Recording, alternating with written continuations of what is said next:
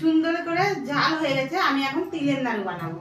আজকে কিন্তু সপ্তমী, শুভ সপ্তমী পুজোর দিন আমি কিন্তু আজকে তিলের নাড়ু করব।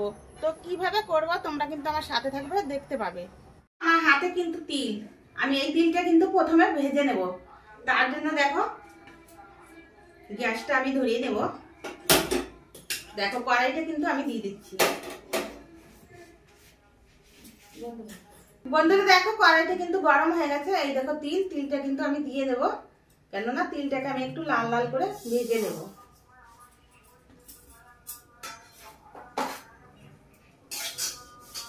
ভালো করে আস্তে আস্তে নেড়ে চেড়ে একটু লাল লাল করে ভাজতে হবে। বেশি লাল লাল করবো না, তাহলে তিতো হয়ে যাবে।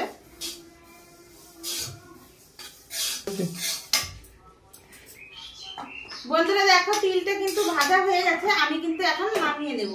প্লেটটা নিয়ে নিলাম হাতে, দেখো নুড়ি দিয়ে নিয়েছি। তো দেখো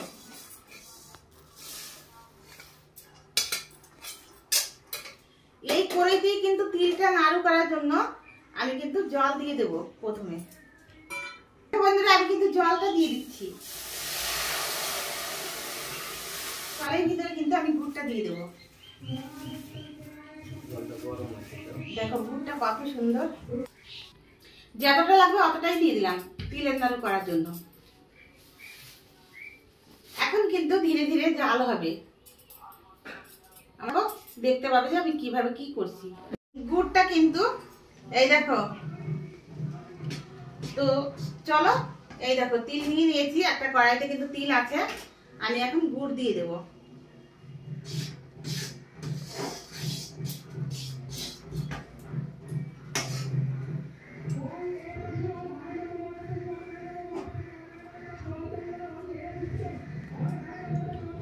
দেখো নিয়ে নিচ্ছি। বেশি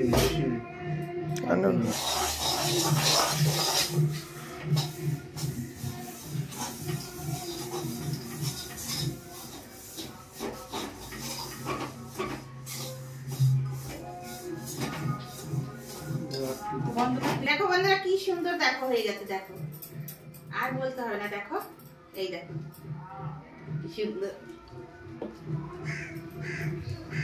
তো এইভাবে কিন্তু বাকি নাড়ুগুলো আমি এক এক করে সব এইভাবেই করে দেব। বন্ধুরা দেখো তিলের নাড়ু তোমরা যদি বাড়িতে এইভাবে আমার মতন করে যদি তোমরা করে খাও, খুবই কিন্তু খেতে কিন্তু একটা মজার হবে।